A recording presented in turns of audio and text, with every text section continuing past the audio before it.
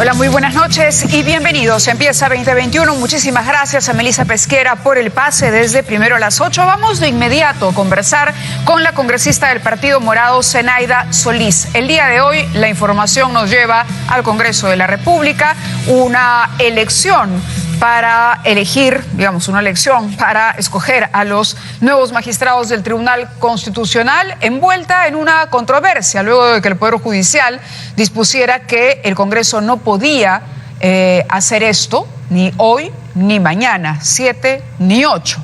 Una medida presentada, una medida cautelar. En fin, lo cierto es que el Congreso igual se reunió a eso de las 11 de la mañana y aprobó con 86 votos continuar este proceso de selección de magistrados del Tribunal Constitucional, declarándose de alguna manera en rebeldía frente al Poder Judicial. Zenaida Solís está con nosotros cuando ninguno de los candidatos sometidos a votación alcanzó el número que se requiere, que es 87 votos para convertirse en tribuno, integrante del colegiado más importante en derecho de nuestro país. Bienvenida, Zenaida, gracias por estar con nosotros. Muy buenas noches.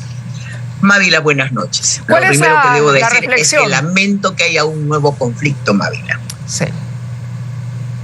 Sí, la reflexión era esa precisamente, Zenaida. ¿Cómo calificar lo ocurrido el día de hoy? El Poder Judicial le dice al Congreso, no se puede, hay que parar, esta elección no puede continuar. Y el Congreso le dice, mira, estás invadiendo un fuero que no te pertenece, nosotros seguimos y continuamos eligiendo. Bueno, en la bancada morada sí respetamos el fuero judicial. Entendemos que le corresponde el control constitucional. De hecho, desde antes nosotros estuvimos en contra de esta elección porque no ha habido el tiempo necesario, se suspendió hace buen tiempo y se retomó intempestivamente, con lo que no estuvimos de acuerdo. Pero más allá de eso, viniendo una cautelar del Poder Judicial, lo que correspondía a Mávila era apelar. Y de hecho, la presidenta del Congreso anunció que el procurador estaba preparando una apelación que podría haber sido en el plazo más breve, dado que ya tenemos muy poco tiempo nosotros, y presentarse nuevamente con las cuestiones subsanadas. Básicamente que en la calificación presentada de los candidatos no se exhibía la motivación y que no había conflicto de intereses en las entrevistas, decía, pero fundamentalmente que no se ha respetado exigencias de publicidad y transparencia. Entonces, presentar recurso, subsanar esto, era más fácil desde mi punto de vista que hacer un enfrentamiento como el que hemos tenido hoy día. Lo que ha ocurrido el día de hoy ha sido un enfrentamiento abierto entre dos poderes del Estado, así para resumirlo en un titular. Ahora, importante porque eso que usted refiere, Zenaida, esto de apelar, ¿cuánto tiempo tomaría teniendo en cuenta que realmente el calendario está jugando en contra del Parlamento y que también es cierto que necesita el Tribunal Constitucional ser renovado? Hay tribunos con ya, mucho tiempo vencido el mandato. Es verdad, pero como digo, hace algún tiempo se dejó de lado la elección del Tribunal Constitucional pensando en que no teníamos el tiempo adecuado para hacer una buena elección. Tomada esta decisión, a mí me pareció imprudente que de pronto, repentinamente, se inicie o se reinicie otra vez el proceso de elección y no tomando en consideración cuestiones, Mávila, que están en nuestro reglamento, en el reglamento del Congreso. El Poder Judicial no le está pidiendo cosas que se le ocurran, está diciendo respeten su reglamento. Entonces, me parece temerario desde el Congreso de la República decir, no, los congresistas no tenemos mandato imperativo, no le debemos dar cuenta a nadie y nosotros hacemos lo que creemos. Creo que en nuestro país ya estamos en una escalada de conflicto tan alta que lo que nos corresponde es bajar los ánimos, calmar los ánimos y todos respetar los fueros. Claro, entonces, ahora, ¿a qué obedecería, de acuerdo a usted, desde su percepción, a qué obedecería este apresuramiento, como lo ha calificado, en la elección de los nuevos tribunos? ¿Qué habría detrás? ¿Por qué correr? Esta mañana decidimos no votar la bancada morada, juntos por el, Frente Amplio y también el FREPAP. Lo que vi a continuación fue una desesperación tal.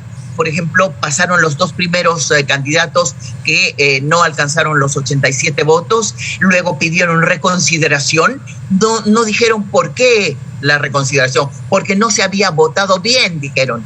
Esa no es suficiente razón para una reconsideración. Y luego hicieron un cuarto intermedio y después era tal la angustia, se decían cosas tan locas. He escuchado al congresista Urresti decirle a la presidenta de la mesa: se están burlando de usted los que no están marcando asistencia, presidenta. ¿Qué va usted a hacer? Dígales, oblígueles a que voten a favor o en contra, pero que voten. Ellos no quieren aceptar que el Poder Judicial les está diciendo algo y sí querían que nos obliguen a votar. Pero la pregunta se la reitero, en realidad, y le añado una. La primera es ¿por qué cree que hay desesperación en elegir? ¿Por qué? ¿Por qué? El Tribunal Constitucional ha jugado y jugará un rol importantísimo. Ha hecho incluso en los últimos años de nuestra historia reciente el papel de Senado. Lo hemos dicho de esa manera. Ha revisado decisiones del Poder Ejecutivo, decisiones del Poder Legislativo. En fin, ha impuesto un orden. Le guste a unos como lo ha hecho, no le guste a otros como lo ha hecho, pero finalmente es una autoridad que hasta el momento se respeta, cuyos fallos se respetan, lo que no habría ocurrido aquí con este fallo del Poder Judicial. Pero en cualquier caso, ¿cuál cree usted es el motivo para hoy cambiar el TC, renovar el TC? ¿Qué es lo que se quiere del TC? Si habría una intención detrás y si mañana continuará esta sesión y si el Partido Morado continuará en la posición que ha tenido hoy.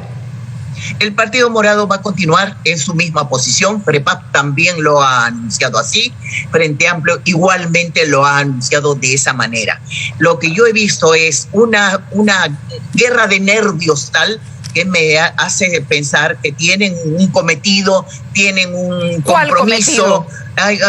No lo sé, no puedo decir cuál es. Lo que sí me parece, todo indica que están muy urgidos por llevar a determinados personajes al Tribunal Constitucional. ¿Qué personajes, usted acaba de decir, Zenaida? ¿Por llevar a quiénes y para qué? Sus candidatos, pues para obtener fallos a favor de sabe quién, no lo sé, yo no voy a especular, pero eso indica, eso parece, todo nos hace suponer, porque si no, ¿por qué la angustia? ¿Por qué tanta desesperación? Finalmente, si no se logra, no se logra y el próximo Parlamento con más tiempo lo va a hacer. La razón de tanta desesperación debe ser por algo. Pienso, el Tribunal Constitucional, usted acaba de decirlo, tiene un reto altísimo.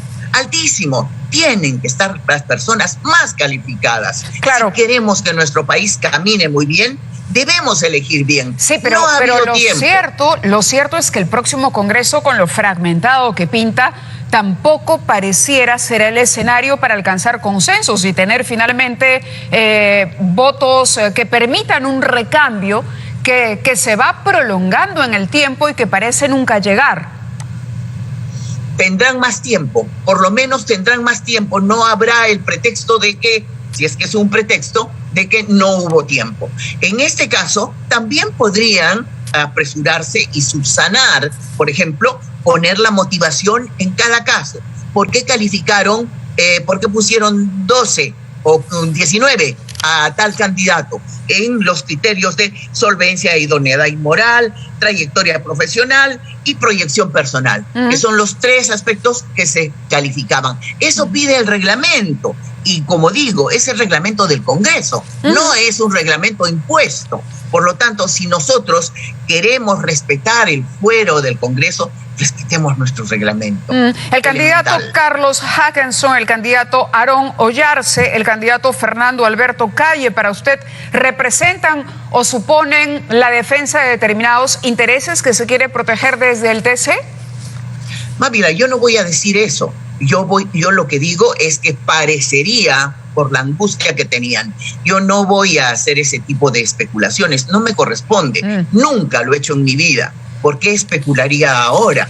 Lo que digo es que parecería que sí, efectivamente. Ahora, estos 3 candidatos que usted ha mencionado no alcanzaron los 87 votos. Entonces, diría yo, no eran los preferidos de quien está preparando, si es que eso es así, llevar a X persona al Tribunal Constitucional. Claro, pero se está votando en orden de mérito, de acuerdo a la puntuación alcanzada por los candidatos, y los 3 que hemos mencionado, Hackanson, Aaron Oyarce y Alberto Calle, Hayen, son aquellos que han tenido mayor votación. ¿Cuáles son los casos más importantes que tiene que resolver el TC? Porque por ahí podríamos entonces empezar a jalar el hilo de si hay algún interés en particular que se quiere defender desde allí.